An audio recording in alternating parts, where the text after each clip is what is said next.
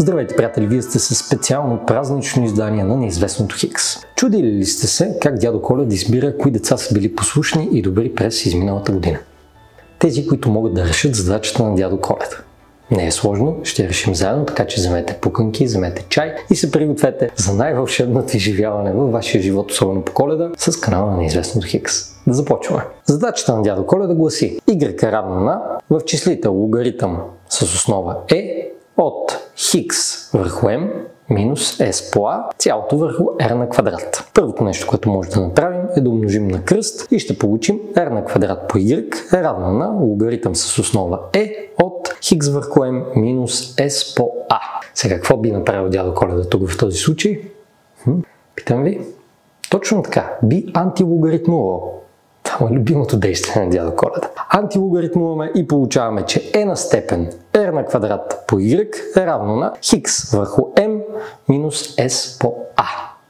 Сега, какво му е второто любимо нещо на дядо Коледа? Точно така, да привежда подобен знаменател. Привеждаме подобен знаменател и получаваме, то е m в нашия случай, получаваме от лявата страна m по e на степен r на квадрат по y е равно на хикс минус m по s по a.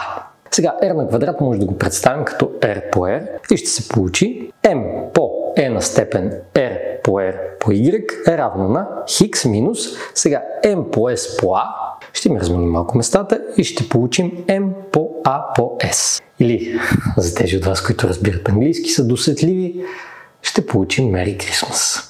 Това е кулминацията. Така, виждате ли как може да станете популярни на коледната трапеза или на новогодишните партии? Някой ви пита: хей, ти можеш ли да решиш задачата на дядо Коледа? И ти ще кажеш да, защото аз следвам Неизвестното Хикс и мога да реша задачата на дядо Коледа. Получава се Merry Christmas. Весела Коледа. Пожелавам весела Коледа и на вас. Пожелавам ви светлина, просперитет и щастие.